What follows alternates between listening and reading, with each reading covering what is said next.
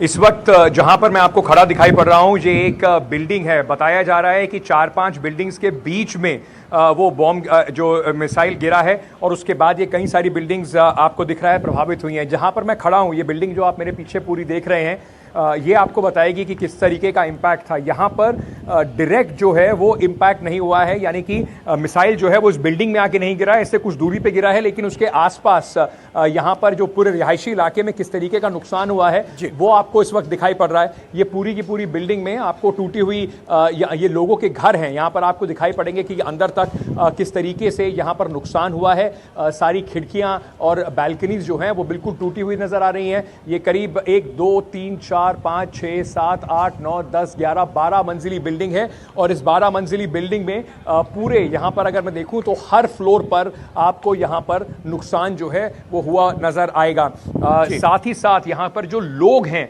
जो इन घरों में रहते हैं, ये 4-5 बिल्डिंग्स का एक क्लस्टर है और उसके बीच में बताया गया है कि जो बॉम्ब था, जो मिसाइल था, वो आके गिरा है और उसके बाद जो कई सारी बिल्डिंग्स हैं इनमें उसके इम्पैक्ट के बाद यहाँ पर धमाके के बाद ये सब नुकसान देखने को मिल रहा है। इम्पैक्ट के समय क्या लोग बंकरों में जा चुके थे? इम्पैक्ट के समय क्या लोग बंकरों में जा चुके थे?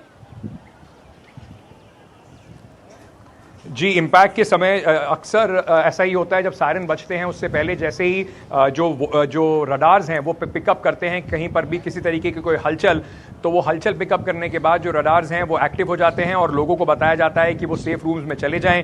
वैसा ही यहाँ पर हुआ। हमने कुछ लोगों से बात की। अभी एक व्यक्ति से मेरी बात हुई जो इनमें से एक घर में रहते थे, उनकी बेटी वहाँ पर रहती थी। वो सब उस वक्त सेफ जो रूम्स हैं उसमें थे और अब वो निकल कर वहाँ से अब सामान जो बचा हुआ सामान है उसको निकाल कर लेके जा रहे हैं। मैं कोशिश करूंगा कि आपको जरा एक बार थोड़ा सा और दिखा पाऊं, यहाँ पे पूरे इलाके का थोड़ा सा जायजा आप ले पाएं और समझ सकें कि ये जो पूरा रिहायशी इलाका है यहाँ पे किस तरीके का नुकसान जो है वो हुआ है।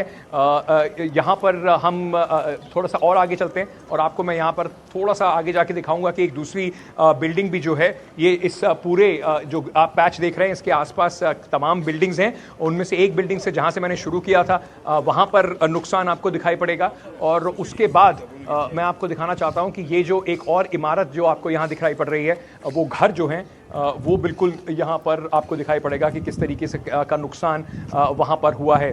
इन घरों में जहां पर आप ये एक लोगों को खड़ा हुआ देख पा रहे होंगे, उसके ऊपर भी दिखाई पड़ रहा है कि 2-3 बिल्डिंग्स जो हैं इनके ऊपर किस तरीके का नुकसान हुआ है।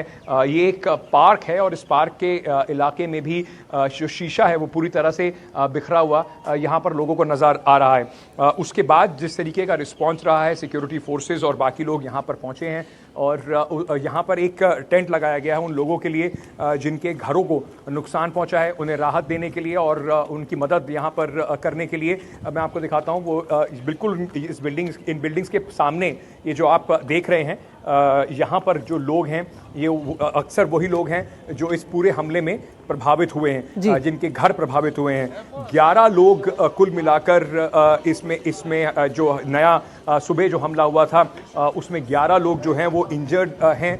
किसी के हताहत होने की अभी खबर नहीं है।